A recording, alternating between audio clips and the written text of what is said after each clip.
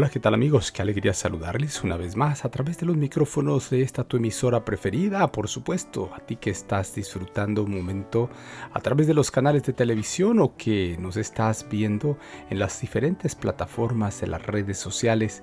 Sean bienvenidos una vez más, su amigo y servidor Pastor Pedro Remigio le da una cordial bienvenida aquí a nuestro pan cotidiano. Y bueno, el día de hoy habré de presentarte cuando se rechaza su amor, el Salvador sufre. Cariñoso Padre Celestial, en este momento invocamos tu dulce presencia.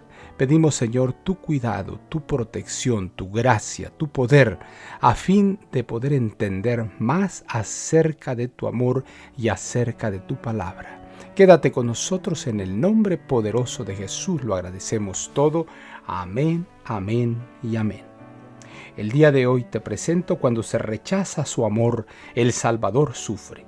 A los suyos vino y los suyos no le recibieron. A los suyos vino y los suyos no le recibieron. San Juan capítulo 1, versículo 11.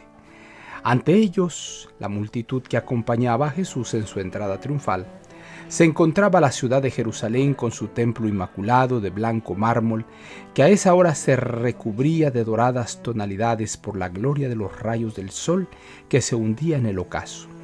Era una vista de hermosura incomparable, y podrían habérsele aplicado las palabras del profeta: en aquel día Jehová de los ejércitos será por corona de gloria y diadema de hermosura ante la magnífica vista de la entrada. El gentío se unió con fervor renovado en exclamaciones de alabanza. Suponían que ahora Cristo tomaría el trono de David para reinar como un príncipe temporal. Los ojos del gentío se volvieron hacia él buscando percibir cuánto le impresionaba aquella escena. Pero sorprendidos ven el rostro del Hijo de Dios arrasado por las lágrimas.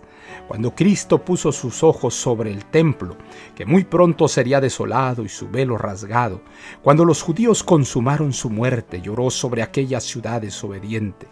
En pocas horas el Redentor del mundo sería tomado por las manos de los impíos para ser crucificado.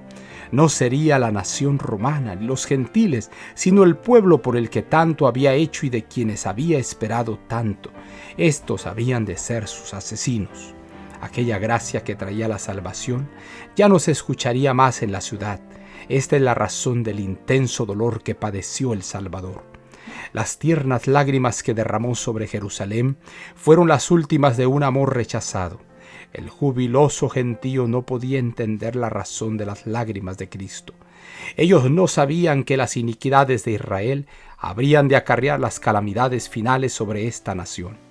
Entonces un misterioso sentimiento embargó a la procesión y aquietó en cierto grado su entusiasmo. Una buena parte de los que allí estaban llevaba la evidencia en sus cuerpos, que demostraba que un poder divino estaba en medio de ellos, y cada uno tenía una historia que referir con respecto a la labor misericordiosa de Cristo. La relación de estas maravillosas obras incrementó el fervor del sentimiento que los embargaba, hasta que éste alcanzó una intensidad indescriptible. Los discípulos y el pueblo se unieron entonces en cánticos de alabanza. Fue entonces cuando vinieron a él los sacerdotes y gobernantes, pidiéndole que silenciara estas exclamaciones de alabanza. «Maestro, reprende a tus discípulos», le dijeron. Cristo le respondió: «Os digo que si estos callaran, las piedras clamarían». Cristo había venido a esta tierra a fin de dar a conocer los principios del reino de los cielos. Su carácter como dador de la vida se había demostrado fugazmente ante la sepultura de Lázaro, pero en su orgullo los judíos rechazaron a uno que era poderoso y traía la salvación. Cuán diferente habría sido la actitud de Cristo si aquellos sacerdotes y gobernantes hubieran sido fieles a la confianza que se había depositado en ellos. A los suyos vino y los suyos no le recibieron. San Juan capítulo 1, versículo 11. A los suyos vino y los suyos no le recibieron. Cariñoso Padre Celestial, ten misericordia de nosotros. Ayúdanos, Señor, para que nuestros corazones sean nobles y puedan responder al impulso maravilloso de tu amor. Que podamos responder ante ese llamado extraordinario que tú tienes para nuestra vida. Señor, quédate con nosotros. En el nombre y en los méritos santos de Jesús lo agradecemos todo.